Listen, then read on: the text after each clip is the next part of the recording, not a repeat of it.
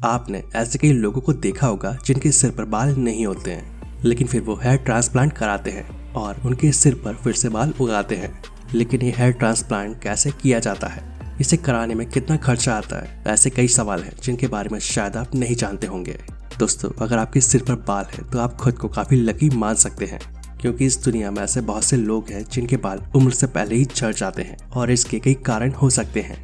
जैसे अगर आपके पिता या दादा के बाल जल्दी झड़ गए हो या फिर वो गंजे हो तो आपके बाल भी जल्दी झड़ जाएंगे और आप गंजे हो जाएंगे। इस बात के चांसेस भी काफी ज्यादा होते हैं। इसके अलावा बालों के झड़ने के और भी कई कारण होते हैं, जैसे कि पॉल्यूशन, स्ट्रेस, खराब खान पान और ज्यादा केमिकल वाले प्रोडक्ट का इस्तेमाल करने से भी बाल झड़ सकते हैं। और अगर ये बाल एक बार झड़ना स्टार्ट हो जाते हैं तो फिर ये झड़ते ही जाते हैं और इन्हें रोकना काफी मुश्किल हो जाता है। और फिर चाहे आप कुछ भी कर ले, इसका कोई फायदा नहीं होने वाला।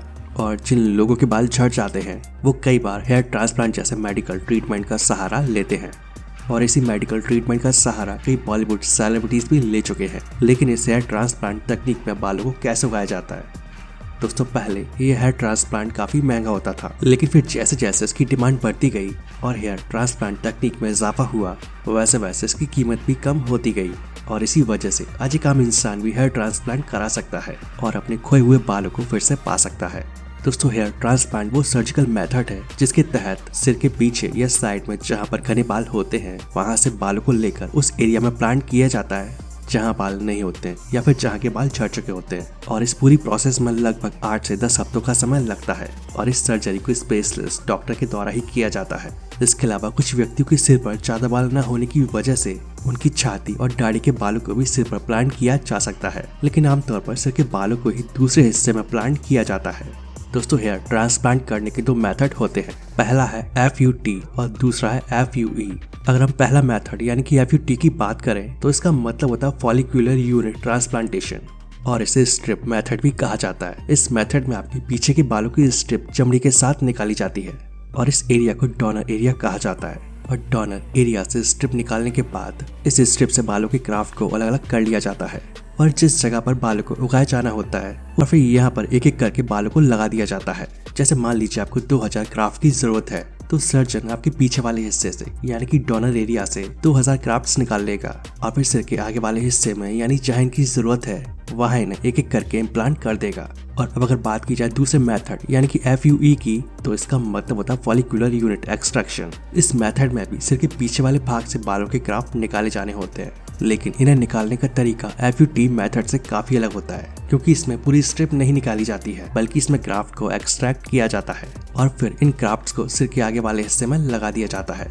यानी कि इसमें एक एक बाल को ध्यान से ग्राफ्ट किया जाता है और इस प्रोसेस में भी करीब 7-8 घंटे का समय लगता है। लेकिन इस प्रोसेस का फायदा यह है कि इसमें सिर पर कोई टाँके या फिर निशान नहीं पड़ते हैं, यहाँ तक कि मरीज को यह महसूस तक भी नहीं होता है कि उसकी सर्जरी हुई है। लेकिन दोस्तों, जब आगे वाले हिस्से को बालों से ठीक से भर दिया जाता है तो डोनर एरिया यानी कि जहाँ से बाल निकाले गए होते हैं उसकी अच्छे से ड्रेसिंग कर दी जाती है और इस तरह ये हेयर ट्रांसप्लांट का प्रोसेस खत्म हो जाता है। दोस्तों, वैसे तो इस हेयर ट्रांसप्लांट की प्रोसेस को 1 या फिर 2 सिटिंग में ही खत्म कर दिया जाता है, लेकिन ये काफी हद तक सर्जन की स्पीड और लगाए जाने वाले ग्राफ्ट की संख्या पर भी डिपेंड करता है। और जब ये हेयर ट्रांसप्लांट पूरा हो जाता है तो ट्रांसप्लांट कराने वाले व्यक्ति को डोनर एरिया के जख्मों को साफ करने के लिए एंटीसेप्टिक और दवाइयां दे दी जाती हैं, क्योंकि हेयर ट्रांसप्लांट कराने के बाद सिर की त्वचा थोड़ी खराब हो सकती है और इसी वजह से हेयर ट्रांसप्लांट कराने के बाद दवा लेने की जरूरत पड़ती है। दोस्तों, जब हेयर ट्रांसप्लांट होता है और इन जख्मों को ठीक होने में 10 से 15 दिन या फिर उससे भी ज्यादा समय लग सकता है और तब तक सिर को पानी से नहीं धोना चाहिए और सबसे ज्यादा दिक्कत तो डोनर एरिया में होती है और इसलिए जब तक डोनर एरिया के जख्म ठीक ना हो जाए तब तक एंटीसेप्टिक से इसकी सफाई करना जरूरी होता है। इसके अलावा स्कैल्प में नमी बनाए रखने के लिए एक स्प्रे भी दिया जाता है, जिसे कम से कम दिन में 3 बार 8 से 10 दिनों तक स्प्रे करना होता है। और 8-10 दिन के बाद जब डॉक्टर परमिशन दे देते हैं तो आप हल्के हाथों से बालों को बेबी शैम्पू से धो सकते हैं। और बेबी शैम्पू का इस्तेमाल इसलिए किया जाता है क्योंकि इसमें केमिकल्स काफी कम होते हैं और जितने कम केमिकल्स होंगे उतना ही आपके सिर के लिए अच्छा होगा। और सिर को धोकर जब साफ किया जाता है तो आपको आपका सिर बालों से थोड़ा भरा भरा लगने लगेगा। दोस्तों, सर्जरी के द्वारा सिर पर जो बाल लगाए गए होते हैं वो धीरे धीरे करीब 2 महीनों के बाद झड़ जाते हैं और सिर भी पहले जैसा गंजा दिखने लगता है और इस टाइम को शेडिंग फेस कहा जाता है। और जब ये शेडिंग फेस पूरा हो जाता है तो उस जगह पर बाल उगना शुरू हो जाते हैं और ये बाल एकदम नेचुरल होंगे। इसके अलावा ये हेयर ट्रांसप्लांट हमेशा एक्सपीरियंस्ड और अच्छे डॉक्टर से ही कराना चाहिए और कभी भी कम पैसों के लालच में आकर हेयर ट्रांसप्लांट ना कराएं। और जिस डॉक्टर से आप हेयर ट्रांसप्लांट कराएं तो हमेशा अच्छे और एक्सपीरियंस डॉक्टर का ही चुनाव करें, और जब आप इसके लिए पूरी तरह से तैयार हो तभी हेयर ट्रांसप्लांट कराएं। अब एक सवाल आता है कि हेयर ट्रांसप्लांट कराने में कितना खर्चा आता है। दोस्तों, भारत में हेयर ट्रांसप्लांट की कीमत आमतौर पर 30,000 से 1 लाख के बीच होती है, या इसका खर्च इससे थोड़ा ज्यादा भी हो सकता है। लेकिन आपके लिए इसकी लागत क्या होगी ये कई बातों पर डिपेंड करता है, जैसे कि आप किस तकनीक से हेयर ट्रांसप्लांट कराना चाहते हैं। जैसा कि अभी हमने आपको बताया था कि हेयर ट्रांसप्लांट कराने की 2 तकनीक होती है, FUT और FUE, जिसमें FUT तकनीक से हेयर ट्रांसप्लांट कराने पर ग्राफ्ट 20 से 40 रुपए खर्च आता है, और जबकि FUE तकनीक से हेयर ट्रांसप्लांट कराने पर 35 से 75 रुपए पर फॉलिकल्स का खर्च आता है। तो दोस्तों, आज की वीडियो में बस इतना ही। आई होप आप सभी को वीडियो पसंद आया होगा। वीडियो अच्छा लगे तो इस वीडियो को लाइक और अपने दोस्तों के साथ शेयर जरूर कर दें। मिलते हैं नेक्स्ट वीडियो में। जय हिंद, जय भारत, वंदे मातरम।